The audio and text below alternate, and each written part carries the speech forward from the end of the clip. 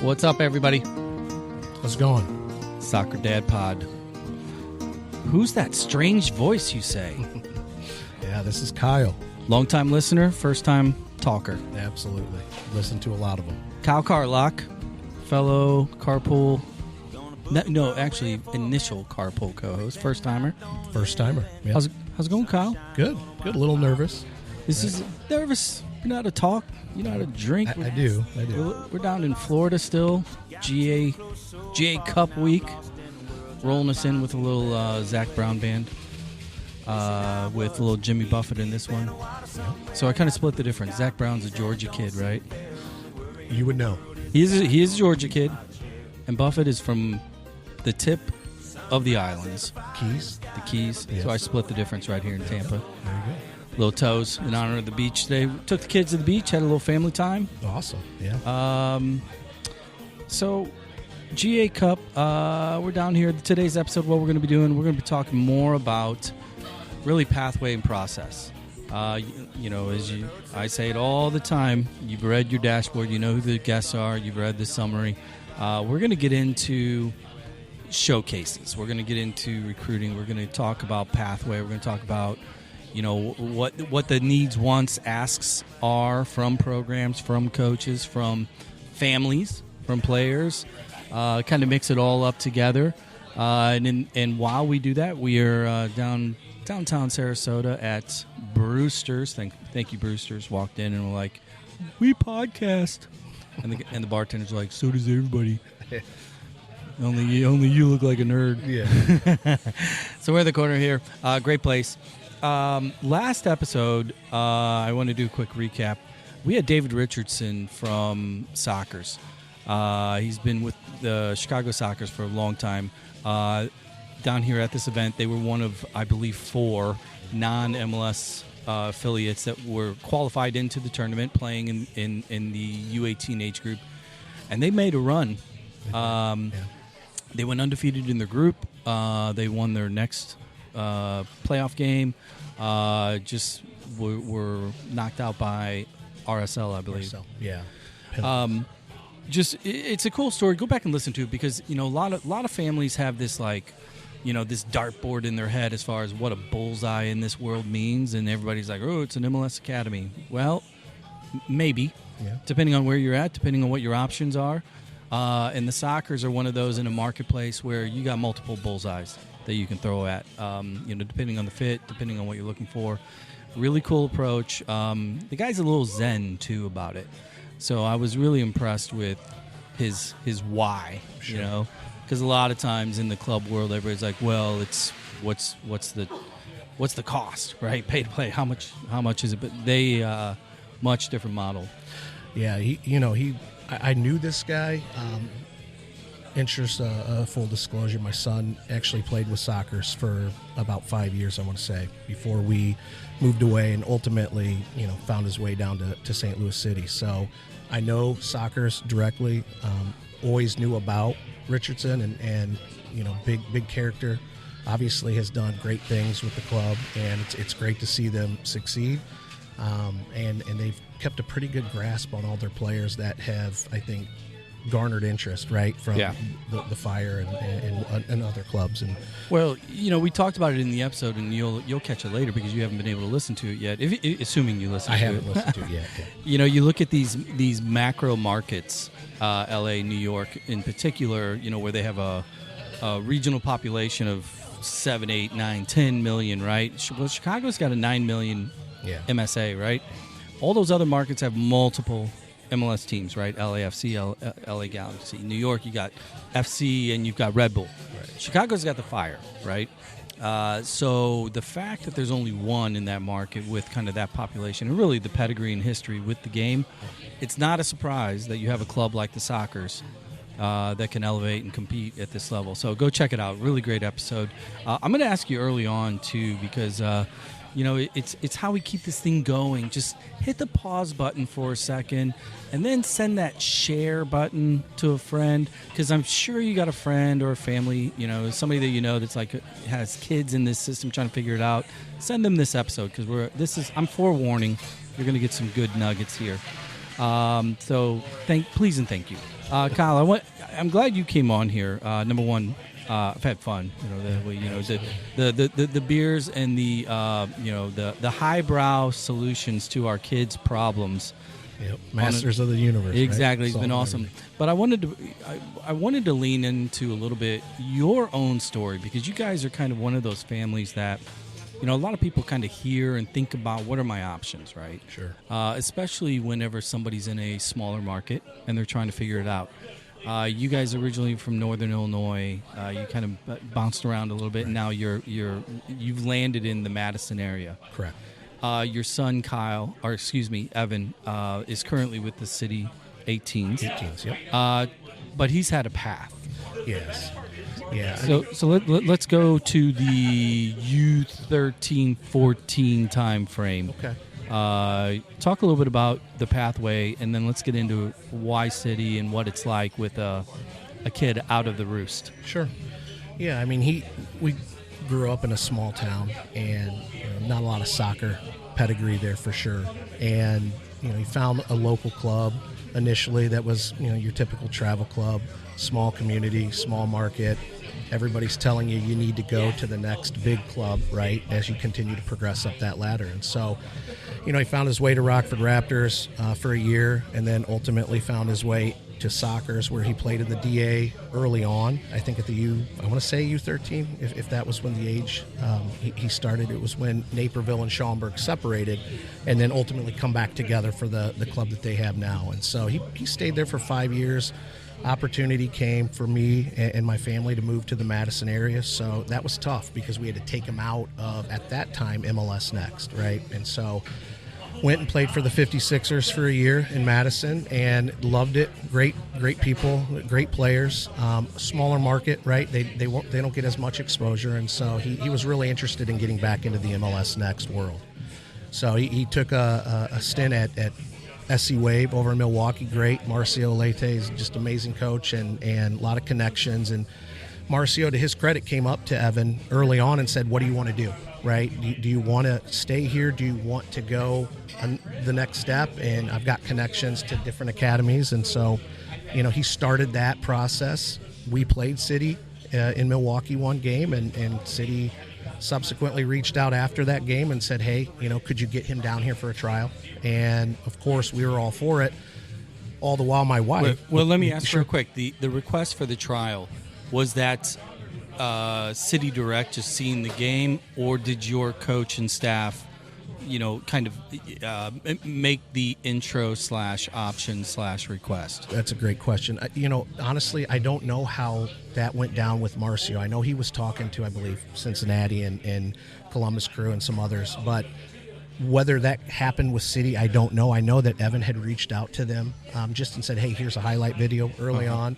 After that game, they called. We had a 2-hour drive from where we lived to where he played in Milwaukee, and so by the time we had returned home, we received a call and said, hey, we'd like to get him down here. I think it was the following Wednesday. So we had to really rush to get down there, and all the while my wife's sitting there thinking, how are we going to do this, right? Here we just built a house in the Madison area, and now we're talking about having a kid go to St. Louis, about 6 hours away. So we said, well, look, let's cross that bridge when the time comes, or if it comes. And he went down, trialed, waited 2 weeks, long 2 weeks, right? Hoping to hear back from the club. I was in a meeting, got a call, voicemail left, said, call us back, called him up, and said, hey, we'd like to have Evan come down. And, I think at that moment we said, we're going to do whatever we need to do to get him there. So he accepted it. We have since been there for, I think, 2 years now, or going on 2 years, and it's been great. Been a lot of stress. So let me ask you this, because you've talked about it often this past week, just kind of your own personal background.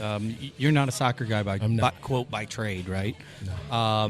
So as he's doing this, how hard was it, though, to kind of balance the reality of your kid moving out of your house, a sport that you maybe don't have passion for yet because it just wasn't in your background, and you're looking at an apartment, you're looking at all this stuff. What were those conversations like? Because a lot of families think that this is what they want, but if they do get the opportunity to go somewhere, this is the conversation that they really have to chew on. Talk about that maybe the week, that 30 days in which the reality is setting in that your son, who's 15, 16 years old, is about to fly the coop. Yeah, I mean, that was tough, right? Because or at least you kind of read the tea leaves, right? When you hear about MLS academies and the ability to cut a kid if he's not performing, are you going to make that leap of faith, right? And move your family, break up your family in a sense to get them to get your son to participate. And so we considered that, what are the odds that he's going to make it through the year? And I know that's kind of pessimistic, but at the same time realistic, right? We didn't want to get all the way down there, uproot him from school to have them say, look, this isn't going to work out. So it is a leap of faith, no doubt. And the club did say, look, if you want him to have a host family, we can certainly do that for you. I know City doesn't have that residential component just yet. And, that helped us because we knew that they were going to do what they needed to do to get him there. But it was tough, absolutely. And honestly, until maybe the last few months, it's been something that we've questioned along the way. So, well, I tell you what, this might be a perfect opportunity to fold in our guest here into the ingredients, the conversation. Joining us again for round two, live from downtown Sarasota, we have joining us a Boston kid now living in that skyline chilly town of Cincy, Mr. Andy Fleming. Andy, how's it going, dude? Good afternoon. Thanks for having me. Happy to be here. And second time's a charm. Not as nervous as before. And the last time I was on, I had 103 fever, and I certainly feel a lot better. So, you were on Zoom, though, man. Yeah. Zoom's always a little weird. I was struggling. You've been sitting here. You're down here working with some clients, looking for some new clients. Kind of keeping your finger in the mix at GA. You're listening to this story. When you hear about kind of that process, the decision, those opportunities when they present themselves, to move to a true MLS affiliate from a non-MLS market, right? What goes through your head when you hear Kyle tell their story, from your own experience and conversations? Well, the first thing, to toot my own horn a little bit, the more I do this and when I go to an event like this, I realize, there are big companies that have hundreds of clients and tons of employees and do other sports, some that involve international players. In my 25 years as a coach and doing it in a boutique fashion on my own, I really think I'm a unique entity in creating my own industry and really not the leading national expert because this isn't college football, but I really continue to have a unique Rolodex because now I'm looking at it as a recruiter on that side, but I'm also a parent of an 09. So to answer your question, there's not always a return on the investment. That's the first thing. There's a lot of kids at this event who are on MLS clubs that have made quite a sacrifice, and they're going to, we haven't seen the 28-man roster funnel down to these juniors and sophomores. That's the first thing. I have a client who's a senior. He's going to college in the fall. We found him a place, but he was here a year ago with an MLS academy. He stayed for 10 nights. He played one half. And I remember his mother was crying or sobbing at the field I was at yesterday thinking back. And you want to return on your investment. I say MLS Academy is like having an MBA from a good school. You think it's going to get you a job, but not necessarily. And I think it's almost like college football where you have Alabama and the Power 5. There are a lot of guys in the NFL, but there's still other guys from schools you never heard of. So my son is pretty talented and pretty good, but not good enough for FC Cincinnati. And I'll be honest, there are days where I'm glad he's not in this madness because it's a lot and it's almost a mental marathon, I call it. And I do think of a family I work with who drives 3 hours 3 times a week to Indy for MLS Next and what you did. And there's not always gold at the end of the rainbow, and it's not for everybody, but I admire what you do, and there's a lot of dreams and a lot of investment. And I sense it here, JB, with like the parents. A lot of them aren't walking around happy. A lot of them aren't cheering. When I go to MLS Academy games, there's just a lot of folded arms and pacing, and I feel like this has to work. Yeah, well, and that's what I don't love about it. Yeah, no, you know what? I love that you kind of described it that way because, I mean, this is multiple years for us being down here, and I know exactly what you're talking about. Maybe Kyle, speak to this for a second because especially when you do have the older players in particular that are approaching and or in that quote recruiting window, these games they're not just entertainment anymore. There's a lot of different factors that are going on. So for you, as you and your wife, when you sit there and watch it, because I know there's a lot going on. you've given up your kid to another city. You've jumped around to some really good clubs. You've landed in St. Louis. Now he's a junior. He's in that window. There's a lot of interest and things going on. What is a game like for you? Oh. Just back to basics. As a dad, what's a game like at this point? Well, JB, after hearing me the other night after the game, my frustration, certainly comes out. We do watch the game, unfortunately, with an eye towards what it means, the next step. And you don't want to be selfish. You want the team to win. Sometimes it's not your time, your minutes. You're not going to get them, and you're sitting there cheering for the team, but you can't help but think, what's this mean? Right? Here's a coach. Oh, I see, so-and-so sitting over there, and he's talked to him before, and he's not going to play, or he's only going to get, a few minutes here or there. And so it's tough to watch the game. There are bad outcomes for the team, but maybe he performs better than we expected, and that's a great thing. Or the flip side, right, where I thought we had a pretty good overall result against Orlando the other night. Heavy favorite, I would say. And even then, I felt like, in that moment, Evan didn't play overly well. And it was frustrating because I couldn't help but think, what's that mean, right, for him recruiting-wise? Yeah, no, I love that, because it is one of those things. Andy, chime in here for a second. I'm going to ask you kind of a similar question, follow-up there. Talk about the difference of, these types of events. Again, I want to gear this towards parents that haven't been here so that they can understand. When the kid comes here, there's this kind of parental expectation of enthusiasm where they're going to compete, hope the team wins and they run off cheering, etc. But then, Kyle, you just alluded to it. You can be on the wrong side of a result and a kid have a phenomenal game, and the upside to that kid, to that family, is counter to what your heart and your head just watched, right? How do you approach parents, or maybe more specifically players, to try and either be cognizant of that or manage that process? I had a college coach say to me yesterday, hey, what are they like? He said, good collective team, not great prospects. And I tell parents all the time, I never knew the score, the record. You always want to watch playoff games. You're going to funnel towards good teams. But, it's almost like I don't care what the score is or what the record is. It's just performance. And there are some guys that I work with that are on teams that aren't doing well, or they're going to the summer event and they're in the losers bracket. And I don't say this often. I hate saying it. I say be selfish. Play for yourself. The other thing that people don't understand is I saw more agents and people I've never seen in my life or heard, I didn't know who they were the last couple of days. Every EPL team has a scout at this event. So my agent is here, and his job this weekend is to entertain the Chelsea scout. Every Bundesliga team has somebody here. There's all sorts of academies within the U.S. People walk around with these jerseys on, never seen them before. There are MLS scouts from youth academy scouting every game, trying to poach players. And one of the best players I saw yesterday, who's going to get signed to a pro deal, I said, who's he? And the mother said, he got released by so-and-so last year, picked up by them.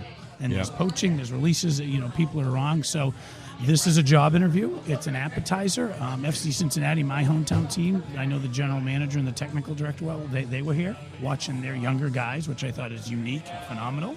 And there's a lot riding on this. And then also, by the way, the college recruiting. Yeah. Exactly. No, I mean, that's the irony, because everybody can recognize the IU badges and the NC walking around. Kyle, as a dad, where you're obviously, we would all love for our kids to get first team contracts. The math, and we've talked about this on the show before, the math just is not in the favor of 99% of these kids. Right. When it comes to a homegrown or a true contract, right? So when you walk around an event and you see all the coaches, talk about your own maybe comfort or angst or confusion or frustration, whatever the word is, because you see all the crests. How do you, with Evan, how are you managing that kind of visual anxiety of all the eyeballs and converting that to either outreach or managing inbound? Yeah, boy. I mean, that's the tough part, right? You really don't know, at least in my experience, where he fits in at times, because it's a very difficult process in terms of getting good feedback. And so you see these crests, right? They're walking around. You're hoping they're watching your son. You're watching his output, whatever you want to say, how he's playing. Let's put it that way. and you're trying to see if that's what's going to do the trick to get the eyes on him, then you might get an email, you might get a phone call, or he gets a text, and you don't know really what it means. And so it's frustrating because you never feel like you get a ton of feedback in this process. Yeah. And maybe you walk away thinking he played well, and a week goes by, nothing. You get nothing. So from a parent's perspective, I need to hire somebody to do that. There you go. Yeah. Exactly. Yeah. I mean, seriously, there are no. Well, I'm an attorney, so there is nobody looking out. It seems like for a lot of these kids' interest. Is that your disclaimer? That is my disclaimer. Yes, exactly. So I will be billing everybody here on an hourly basis. But no, I need a sponsor. If you're listening, there you go. If you like sponsors, Soccer Dad Pod, and pay for my attorney. Andy, jump in on this a little bit. Families right now that are kind of in that graduating years of 25, 26, 27. 25s are for the most part seniors. 26s are the most part seniors and juniors. And then 27s are juniors and sophomores. Sophomores don't get to be chatted with until June 15th, the magic date. Talk a little bit about the landscape as it pertains to colleges right now for those 3 years in particular. Maybe start with 25s. If you're a 25 and you're not landed, right, speak to that. 26 is where you're in that bubble, either senior, junior, because there's a big difference between a senior 26. I'm talking about 07s, and then the sophomores, the younger ones that are waiting to talk to. And where I want you to go with this, if you don't mind, we mentioned before we jumped on the mic about roster changes. The NCAA is going to 28, and a lot of that is flushing out. Can you take a second and talk about what's happening logistically at these universities, and then tie it to these current classes about to graduate? That's a great way to put it. I think the first thing is it's mid-April, so spring seasons are winding down. Everybody I talked to here said, we did our meetings last week. We're doing our meetings coming up. Hey, do you have any needs for the fall? Hey, blah, blah, blah. Well, I'll let you know. We have our meetings coming up. So if you're a junior with an offer, you have to understand, number one, May 1 is the transfer portal, so don't sit on it too long. Number two, if you're a senior, the transfer portal consists of people who left schools, so there are openings for you to take, but there's also going to be 1,000 kids, in excess of 1,000 kids looking for those. So that's the first thing. What's interesting about this group is this is the first group of players who has not really gone into the seniors, I guess, into the 28-man roster, hemisphere. But what I've also found out is not every school has opted into the revenue sharing. So Stonehill College was a Division I school in Boston, where I'm from. They have no roster limit. Bellarmine in Louisville doesn't have a roster limit. Guys saying, hey, we're not opting in. Other schools actually have fewer than 28. So Liberty University has 20 guys, and they're allowed to sign 5 practice players that the year later can go on, almost like an NFL practice player. So there's a lot of moving pieces. A lot of schools don't even know what their roster is going to be because it wasn't even actually decided on. I can't remember the name of it. But that was supposed to be decided on last week. So if you're a junior, there's stuff coming up here. These are job interviews. And what I wrote down in my notes here is interesting is like, if you play at the December event but don't play at GA or you don't play at Flex, you go 6 months before the summer event. You play at the summer event, then the fall hits, you actually don't get seen another 6 months in front of colleges until the December event. So, as it pertains to events, yes. Showcase. No, they could be games, sure. Film. But I just think these are either appetizers or desserts. Like, hey, I'm going to find out I like you and put you on a list, so a sophomore will track you. A junior, hey, I notice you, or we're starting to make final decisions and get to the dessert here, and that's all fluid because the transfer portal is coming up. Should I save a spot? Should I offer this junior? Should I lock it down? One coach told me, he goes, I have 37 guys for the fall right now. He said, I got to get it down to 28. Yeah. I'll end it on that. Okay, let me ask you a quick follow-up then. Given the prevalence of the international players, which we don't need to get into the weeds on that, but international players, simply put, are usually older, bigger, stronger, faster, mainly due to the older part. And then we've got this portal, which is really kind of bumping roster ages up as well. Can you speak to, that, good, solid prospect player that is, at June 15th or passing over that line, maybe getting into their junior year? If the phone isn't ringing, that might not necessarily mean much in this landscape because of the reshuffling and really the prevalence on the older players for a lot of these rosters. How do you approach the quote be patient part for those that are clearly capable, but the landscape is kind of shaking itself out a little bit? And I think with be patient comes open your mind up. And I always tell parents in our initial Zoom, if you have adaptability and an open mind, that's the two things you can really have going for you. Very interesting enough, Damon Rensing said to me yesterday, hey, we did a study on our roster, and 25% of our roster were kids we called on June 15th. And I thought back to me, I called 45 guys on, it used to be July 1st, called 45 guys on July 1st one year, and I'll be honest, for 18 of them, it was just to say that Boston University called, so if anybody else called, you knew that we called, and I just want to make sure we were one of the first schools to call. It more like a marketing and an image thing. Stay a little closer if you don't mind. But I do know a kid, I can think of him right now, he played for the Indy 11, and he had St. Louis, Wake Forest, like he had all these big programs call him, and he ended up going like Division III, and he just kind of went backwards and kind of faded a little bit. So everybody wants it, especially this generation, instant gratification, but this is continually changing. And as much as you can say, hey, the coaches, that's not fair. They can cut guys, get rid of guys. Well, I'm telling you what, I have kids who are committed like, well, I'm going to go to this tournament and see if I play well and somebody else will take me. So it goes both ways. So if you're a parent pointing at the coaches, your kids are transferring at a more rate than the coaches are getting rid of kids. Kyle, real quick to you, I love this kind of tennis action here. As a dad, managing your son who's had a lot of tremendous interest from big time programs, point blank.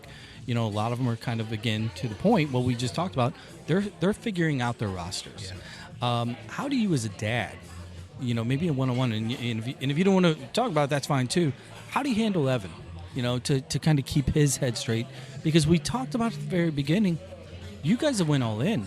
You're rotating, kind of staying with him, at the apartment. I mean, the kid, for the most part, is an independent, living alone, older teen who's waiting for that phone call.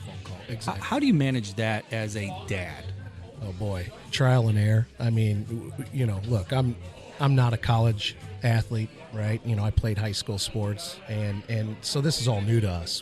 Nobody in our family was recruited by the schools that he has talked to, and so it's tough. It's hard to manage his expectations. He sees big names and immediately gets interested. But then things cool down. Coaches call. Coaches go away. It's tough, and I think I told you off mic. He seems a little rattled right now because other boys and they're getting offers and you're still talking to guys. They kind of feel like they're dragging you along at times. It's tough to manage, and we just keep telling them, the only thing you can truly control here is your output, how you play, your what you put in practice and staying focused, and hopefully everything will happen what you want, right? So it's tough. You can see the emotion in it all. I'd be lying if I said it hasn't bothered him. It does, because Does it bother you?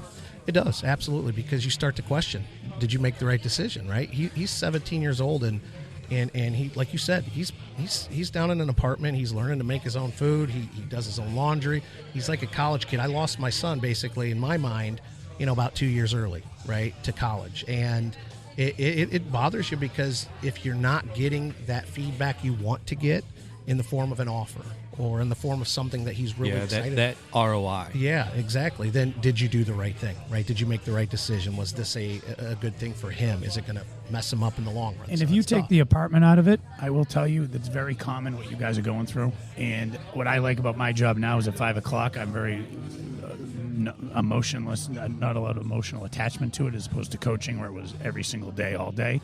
But I do many times as a human and as a dad hang the phone up and say, man, this is really shitty. I feel bad for the family. I have a senior apartment, MLS Academy kid, senior. Geez, we packed up and moved here, you know what I mean? And I'm like, man, we got to get something for this guy. And there's an ROI that's not there. And I feel bad, but watching so many kids at this event this week, I'm like, there's a lot of kids here. It's not going to go how they want, and it might not go at all, and we're still haven't really seen that unfold. Yeah, let's take a second. I'm going to ask you one more question here, Andy, and then we're going to do the uber important refill. Sponsored by Uber. So, yeah, right. Sponsored by Uber. Talk a little bit about for all kids, ECNL, RL, NL League, GA, take your pick, whatever the alphabet league is, any showcase.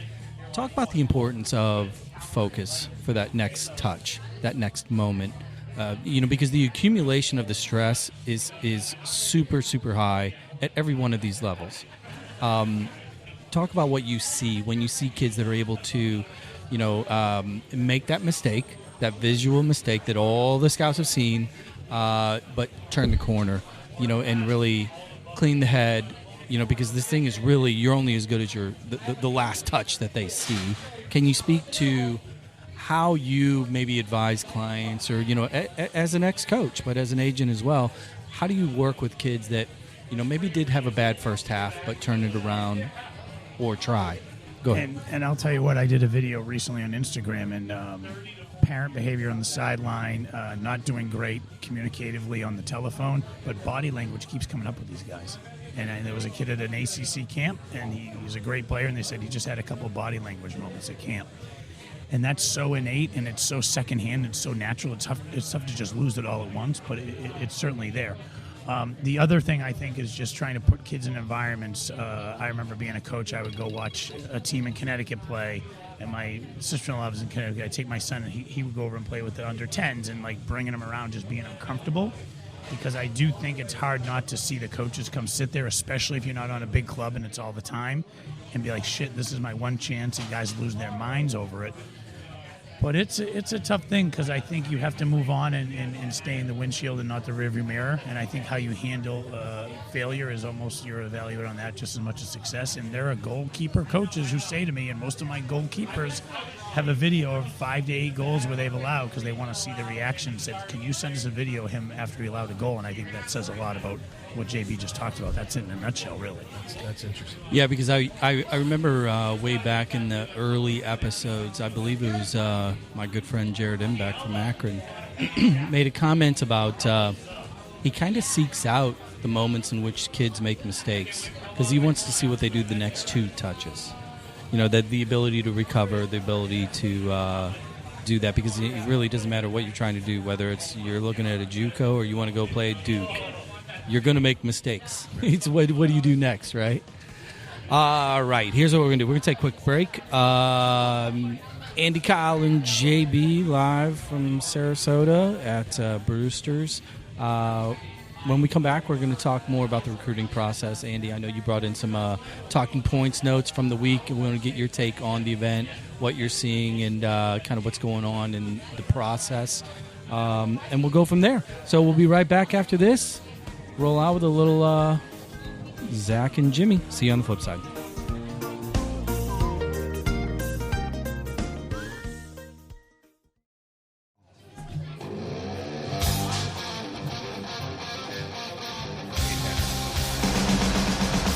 All right, we're back. Kyle, I'm playing this one for you, buddy. Sounds like the other night. Late night, poolside. Yep. What do you do when you're on the road? Just lamenting your children's stress. Exactly. Drink Modelo's by the pool and you listen to Motley Crue. A little Wild Side. You like this one? I love it. Does it take you back to like grade school? It does. Skating parties? Yeah. I think I told you I had like an etched glass frame with Motley Crue. Yeah. And yeah, I started following hair bands a long time ago. Love them. When you were a little kid and you were looking to steal cigarettes, was it a red, a light, or a menthol? Whatever we could get our hands on. I grew up in a farm town, so we did whatever we could get. You're rolling drums. Okay. All right, we're back. Soccer Dad Pod. Thanks for joining us today. We're down here at in Florida at the GA Cup, MLS Next GA Cup event. Really kind of the premier domestic tournament, academy tournament, with invites coming to a number of other Adidas affiliate clubs from around the world that this year include Bayern Munich, Leicester City, I believe Inter Milan is here as well, Bolivar, and I mean it's pretty cool. It's really good for the kids. But I'll tell you this though, the Final Four, it's all domestic showing. So when you hear those team names that the average Joe soccer fans are like, oh, these American kids, they're going to get rolled by blah blah blah. No, that's not the truth. There's a big difference between sub 21 global soccer and where we fall, and over 21 first team, which is a whole other series of episodes that we're not going to get into. Before the break, we were talking about kind of, again, a lot of this process. We left it with how kids react in real time and how important it is, just mentally to, when you make those mistakes, it's really, what do you do next, right? That fortitude. Andy, off mic, we were talking about, some of the conversations that you're having with college scouts in particular, as far as playing styles. And I think we've alluded to this a lot in this show and in a multitude of episodes, as far as like the whole debate between development versus competition, just simplistically. These clubs are, if you ask these clubs, what's your job as an academy, they're going to say to develop first-team players. Well, that might be one a year. That might be one every 2 years. So what are you doing with the other 30, 40 kids that come through the mix, right? Well, college is the obvious transition point. But you said something about the coaches that have been talking to you, some of the coaches, maybe a particular coach, talking about, a lot of these kids don't seem to set up for the college game. Can you kind of give a brief description as to, maybe an outline of the conversation and talk about what that really means to somebody wondering, like, well, what do you mean these academies aren't, training or playing players in a style that fits the college game? Well, first, in defense of the academy people, their job is to develop players for the first team, so they're going to emulate or Right. what the first team's doing in a pro style. But it's very systematic. It's very robotic. If the right back gets the ball, you go there, you go there. And it's interesting. I watch, and as a dad, I'm like, sometimes I think my own son could play on one of these teams because he has the athletes around him to cover ground. He can put the ball where he needs to go. With that, there is a joke about MLS Academy sometimes where not just the pro, all of them, MLS Next, hey, we're going to connect 8 passes in a row. You guys sit back there, and then we lose it. You get the ball. We'll sit back for a little bit. And it's not college-like, and that's what people say sometimes. And I'm not criticizing it. I'm not saying there's anything wrong, but like sometimes to evaluate 17-year-old against 17-year-old, they're long throw-ins. Are they punting? Are they doing the goal kicks long? Not a lot of that. Is there a lot of competing? And Kevin Kalish on his recent podcast on here said, is there a guy trying to win the game today and do whatever he has to win the game? I went and played that to my son. John Trask also said, is he a good soccer player? And I think that's important. Isn't it the simplicity of that simple it's statement? Crazy. There's a lot of athletes here. Yeah. That can get the ball to the next guy, but I'm not sure they can think the game and situations and scores, and that's fascinating. Well, we've often talked about, when you look at the academy world, given that so much of this stuff is like showcase focused. There's league. There are trophies to be had, but it feels as if there's kind of a diminished value. Not a lot of rivalry talk between clubs that you would think would be rivals, right? But then you have this transition that for the kids that are going on to the next level, all there is rivalries. All there is at the college level is games you must win. Conference games. You got to get your RPI up because you want to make the tournament. Because at the end of the day, the worst thing you can do is end your season on a loss, right? Speak to maybe the mindset and how hard it is to kind of get kids transition from that 15, 16, 17-year-old time frame in which this massive, quote, development is occurring to be prepared to funnel into an environment in which, let's just call a spade a spade. These college coaches are getting paid to win games, right? Talk about that transition. As an ex-college coach that is now placing these kids in that environment, how do you view that? Great segue, because there's a guy I've told you before, being a hockey fan, named Ian Moran. He was a longtime NHL player. He does what I do now, and he's based out of Boston. And I listen to his podcast to kind of learn the trade. And he always says to families, hey, you're going to go to a team where the coach's job is to win games, and on that day his job is to win the game. And I might not have you in the lineup, and that might not matter, sometimes I think, you don't go to these Memorial Day tournaments anymore where you stay in a hotel. It's very business-like with the MLS Academy, but also they play so many damn games. I used to joke, can you go up to that kid and say, where are you guys in the standings? How many points out of first place are you? And I talked to the UNC assistant yesterday, Carson Porter, a friend of mine. He talked about how his coach, Carlos, would say to the guys, these are like World Cup qualifiers. We have to win them because they all matter, and you accumulate them at the end of the year. That's your RPI, like you said. So the competing part is not always there.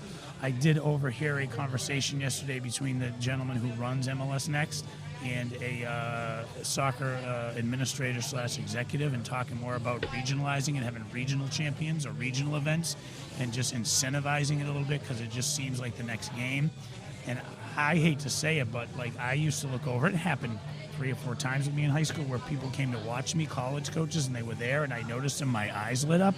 And now I think these kids are so used to it, it's just the next game versus an opportunity to change your life, really. Do you think to a degree, would you say that there's a certain amount of spoiled mindset that is souring the process because of the kind of maybe the lack of emotional response to losses? Specifically, whenever a kid maybe has a good game and or a great game, that they're disconnected from the competitive reality of losing? And these kids are told everything's going to be fine, and don't ruffle any feathers, and don't criticize anybody, and take the NIL money, which is going to be more money than you make on your real job. If it doesn't work, go to another school. Go to 4 schools in 4 years. If you're not playing, leave. Don't wait your turn. There's no totem pole. I think there's so many parallels, and I always sold this, and I lived it as a college coach in a job, and then the job you're going to get after graduation, and I think so much of that has been taken away, and the job as a pro is to win the game. But I can tell you, and I told somebody this yesterday, the guys that I coach that go play pro, usually the first 2 years, they always call and say, it's really weird. Nobody really cares about winning here. It's not like a team. People are just there for themselves, and that's always a common theme with everybody in their first year when they get to a league. Kyle, let me throw it to you real quick, just as a dad, when you're watching this all happen, because at these events, one of the focuses of these boys, along the lines of what we're talking about, isn't the win, isn't the goals, it's the photographers in the corner and footy access and everybody else. Speak for a second when you see that, because obviously we're an older generation, right? We're Xers. How do you talk to Evan about it? How do you view it? Because every time these kids do anything, specifically when they score, because they don't really do it if they don't score, I'll give them credit for that. But what's the first thing they do? Yeah, they go find the camera. Right? They go straight to the camera. Yeah, exactly. No, it's tough. I mean, you've taught me a lot this week about just the whole social media issue tied to the recruiting process and NIL and what that could potentially mean for some of these boys after the fact. So, I've sat there in the past and said, you got to watch the social media. I don't want you doing things on there that, it's going to be detrimental. But at the same time, you start to realize, views and followers potentially mean something. And so it's hard, right, to tell him stay away from it. But then at the end of the day, also know that it could potentially have an effect for him. So, it's tough. Yeah. There was a guy in Boston who I knew who played at a high level, great soccer mind, and I remember that I was a younger coach, and the head coach said to me, Francis Okoro was his name, he could go to a game and in 10 minutes say, here's what I think the score of the game is going to be, and he was usually right. I always say to people, when you walk up to a field, can the coach tell what the score of the game is based on how it's played? And I would say 8 out of these 10 games you can't, because they're just playing. They're participating. They're not even playing. And I think something to be said for that. But again, I just don't think they understand, somebody's here watching you. This can change your life. Don't, go in the hallway and throw up because you're so nervous. But also, this is a big deal because nobody makes teams anymore. Nobody gets cut. I won't say they don't earn anything because I'm not trying to sound like I'm 80 years old. But, it is different, and I don't think they understand what's at stake. Take a second and talk about, I want to stay on the social media side of things for just a second, just as an agent. When you look at these individuals, you're working with a player, you're obviously working with their profile, you're looking at their film, you're looking at their grades, which is equally as important, right, in many of these situations. Where does the brand, the social media come into play? Are you actively engaging it, reviewing it, talking to clients about it? And what's your maybe 101 as far as advice, maybe 1 or 2 things that you would tell somebody, here's what you should or shouldn't do when it comes to your Instagram page? To be honest, a light would just went off in my head where, like, I really don't do that. You know what I mean? I kind of trust the kid in the interview. He won't. We were told as coaches with our media training that you should not put anything up there that you wouldn't want to put on a billboard on the highway. I think your voicemail, some of these kids are like 11, they get their cell phones, and I call them, and I said to a kid yesterday, hey, dude, you got to change your voicemail. Like, you sound like you're 4. You know what I mean? Like, hey, it's Steve, call me back, you know? But I think that and the body language, the interviews, the phone calls, we've talked about that before. And I go both ways, JB, where it's like, I don't want to say you have your own brand because I hate that because it's almost like an ego thing and you're all into yourself. But, like, you are a brand, and you do have an academic brand, a social brand, and a sports brand. And I think they can all be drastically different and mesh in well together. But, yeah, the parent part and the body language part and the phone call part, in addition to the soccer piece, still continue to come up. And it's just so funny where I think people are overcritical about it, but it's there, and it's a real thing. So connect the dots, though, real quick, because obviously NIL's been around a little bit, but let's be honest, when it comes to soccer, it's very, very low on the totem pole, but it's starting to creep up a little bit. NIL is, in other sports, you largely see those. Let's take basketball and football out of the equation. You know, maybe you get a college softball female or a gymnast or whatever. You know, the Olympic sport. Let's just call it an Olympic sport athlete that gets the NIL deal. Typically, because I look into these things, these agents or these kids have really large Instagram followers or TikTok followers. Like, do you see it as a potential, like, is it going to slowly creep in to maybe be the third leg of the stool where you have grades, you have playing ability, and then you got to have a brand? Because a lot of these schools are trying to figure out, you know, scholarships are going, you know, on the boys' side in particular, was 9.9. Some schools are down as low as 4 and 5. Other schools are going to 16, 17.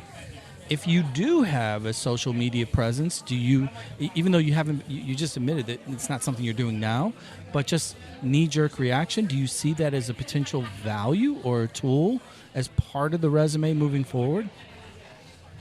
Sorry, I just woke up. You put me to sleep saying that because it made me tired to think about as a coach. I used to fundraise like crazy so we could fly 4 times a year to Big East away games. And I said to somebody yesterday, like, oh, do you miss it? I said, I can't imagine fundraising for NIL in addition to the fundraising I had to do to exist. Because even, I'm trying to think of what program it was, a Power 5 program, which surprised me. He said, hey, at Christmas, we're over budget. I said, we were over budget at Christmas with Xavier, too, because you spend all your money in the fall. So having the means to do that, I just don't see it happening in college because, number one, I'd want it on my operating side. Number two, I'd like to put it into scholarships.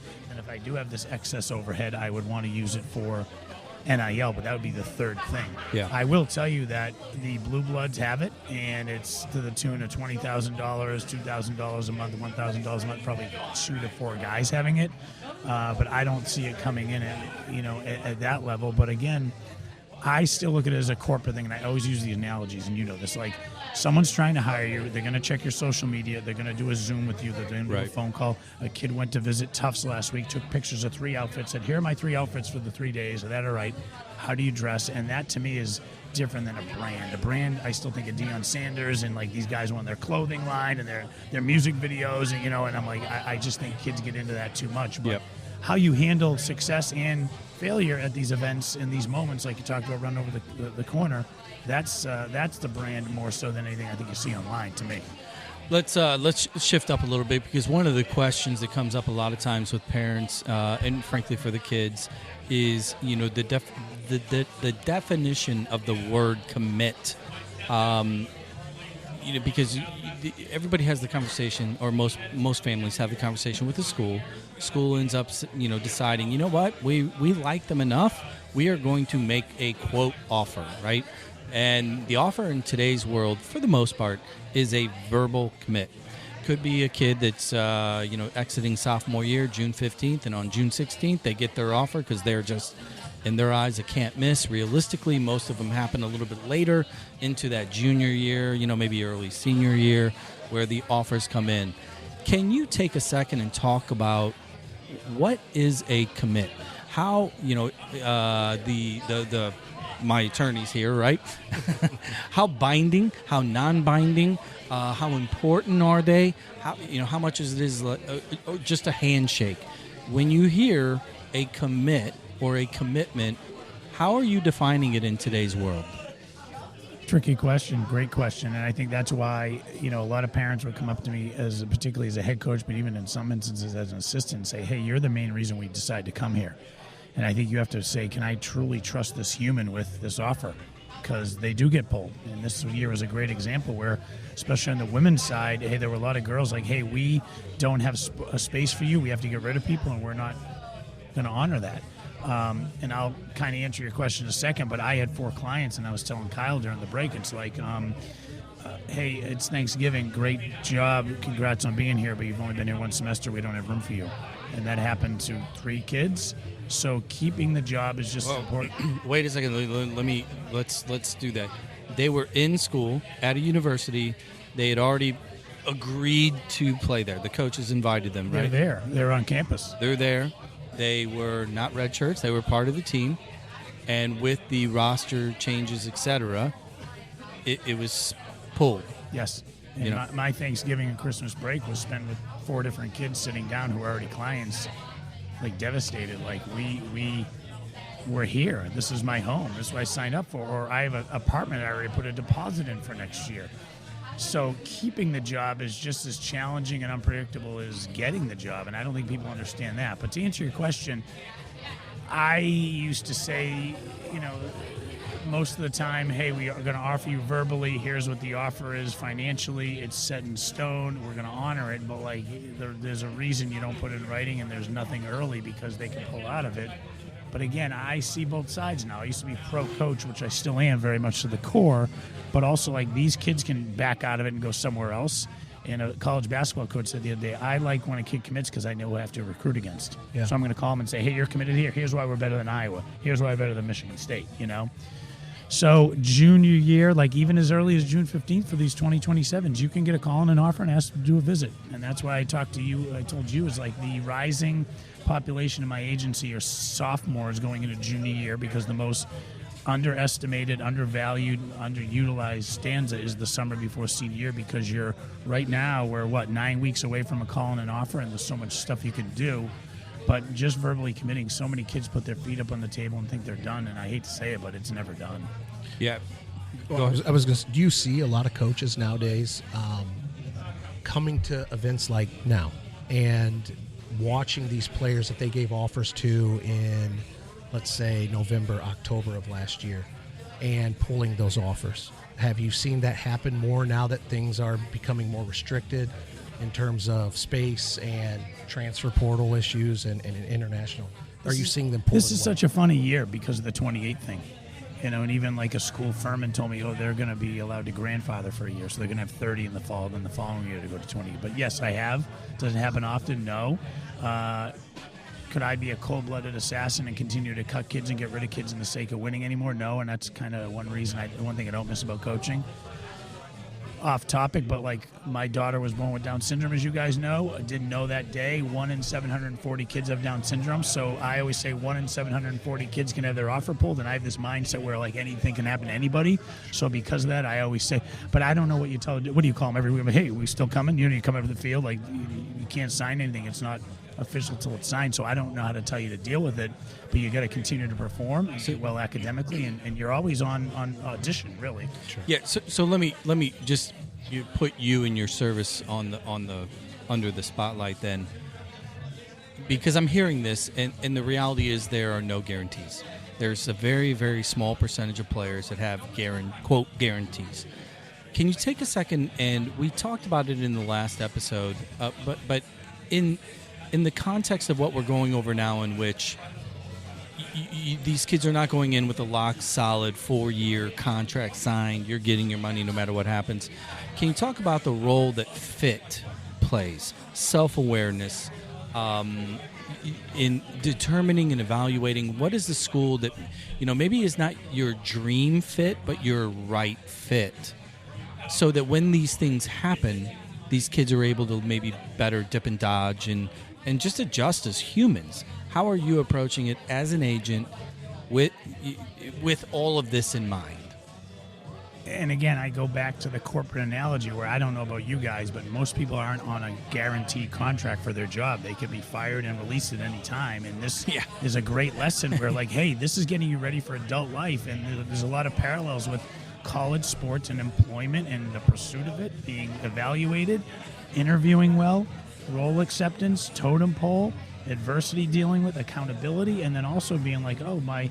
And I told my nephew the other day, he's interviewing for a job, like, hey, any year I could have been cut, and I didn't have job security, and that's how it is. But to go back to the fit thing, I always tell parents the biggest thing I want you to hear in my introductory Zoom is the word fit. I am a fit finder. I'll always be passionate about fit, and if it comes down to school A against school B, I'll always take fit, because if you go there and you don't transfer and you stay, the coach is happy, and they'll take more of my guys. If you don't have to transfer, you're happy, and you recommend me to people. But if people are transferring all the time, that's not good. I liken it, and you guys are going to laugh, we're all the same age, but like in our 20s, the engagement ring. Remember your goddamn engagement ring? Like, took a life of its own and, like, had to save up for it. Do you see her ring? Oh, my God, do you see her ring? I want that ring. Well, my father used to say, you can't live in a ring. Save your money on a house. The engagement ring goes on for 4 or 5 days, and then people forget. The wedding, oh, my God, that wedding was great, so expensive, a great venue. People forget about that after about a week. I want these kids to have a great marriage, and I talk about marriage and fit, because fit really, JB, is a 25-year thing where you're wearing a hoodie 10 years from now. You're going to the alumni game, your coach and teammates are coming to your wedding, and when you wake up every day as an adult, you have some little pieces of you that tie into that coach and that program and that school that you utilize every day, and that's hard to see when you're 17 and there's social pressure of the announcement versus the long-term fit. Kyle, real quick question to you. Talking about fit in your own experience with Evan, because obviously you guys are great white Northerners. Yep. He's getting phone calls from a lot of corners of the states. How do you manage the conversation with your own son as far as what is a fit for him? Has he expressed a clear understanding of what he thinks a fit is for himself?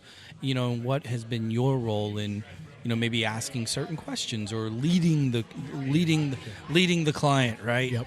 How has that process been for you to determine where he wants to go? Sure. Well, a lot of question asking, right? You sit there, you basically interview him, and you want to see, what's important to you right now. And for him, location has been a concern because he's been removed from home for a couple years. So to the extent he has an option to go closer to home so that we can see games easier, that is high on his priority list. But we're also trying to get him to pivot a little bit and look at playing time, and that's tough, right, to try to find the data to show what coaches play freshman, sophomore more often. Is it going to be a fit long term? Because the last thing I want to see him do is go to, say, Oregon State, for example, all the way across the country, 2 time zones away, find out a year from now he doesn't like it or they don't like him, and we're back to square one. So we just continually ask him questions. Obviously, the more information he gets from other coaches along the way, he can start to kind of feel that out if he takes a visit and whatnot. So it's a learning process as with everything we've done with him on this. So I'm going to ask a follow-up to you, Andy, in regards to kind of coaching / consulting with players looking for fit. How much of the weeds do you get into when it comes to position, profile, playing styles? For example, if somebody's looking for a left center back, but the school that my son might want to go to has 2 fully prepped, ready to go players that are both a freshman and a junior, right? And say he's graduating next year. Well, there's not a pathway, right? There doesn't look like minutes available in that particular example. How much do you get into that, a little bit more of the chess pieces, where you're really trying to not only find the fit for the kid culturally for that 25-year value, but the here and now, how do we get you on the field fit? And I think that really should come lower on the list. I still think you feel fit. Like, as you guys know, as you get older, it's proven, that gastronomically and neurologically they align, and you're going to kind of feel it. Like, I like this coach, I like this place. One thing I discourage is, how much am I going to play as a freshman? I hate that question. I hate it as a coach. I hate it now. Like, so what, are you going to leave after 1 year? Like, you know what I mean? Like, you're going to go into a company. Like, am I going to be the partner of the law firm in my first year? No, you haven't been in a courtroom yet. You know what I mean? So what I always say I like what you did is work backwards. Because I had a job interview once, and they said, "What's your dream job?" I said, "Stanford." And then I'm driving back to the hotel. I go, "I've never been to Stanford." Sounds good. And I learned you should have lists of things that matter to you in adjectives and superlatives and qualities, and go that way. But it is important to know if you want to play. But I always tell kids, can you tell me what my 4-year career looks like, or specifically years 2, 3, and 4? Because number one, that's what you should be interested in. Number two, that's probably where your attention should be.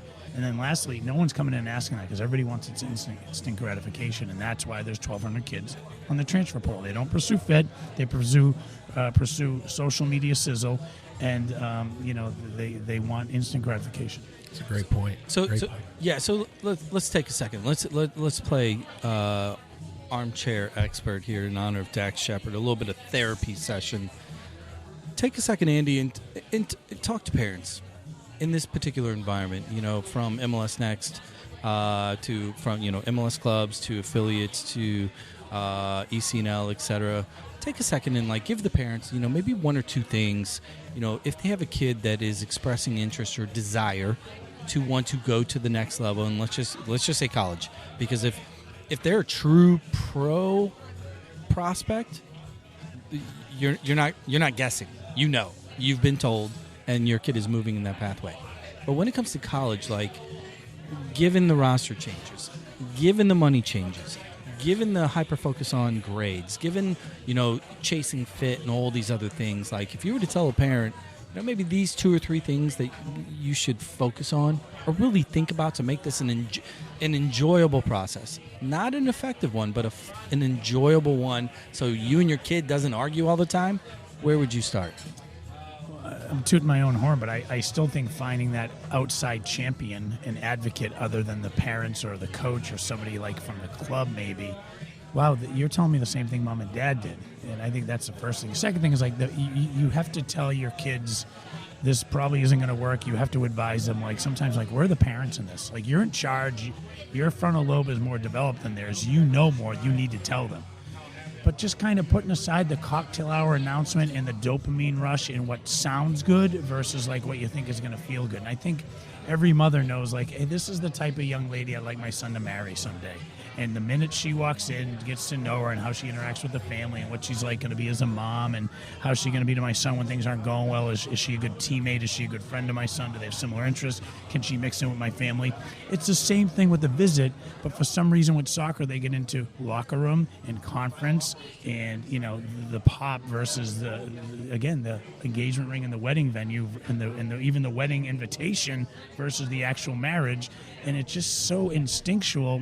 And I don't understand how more families don't get it right, but I think it's not a spreadsheet thing. It's more of a gut thing.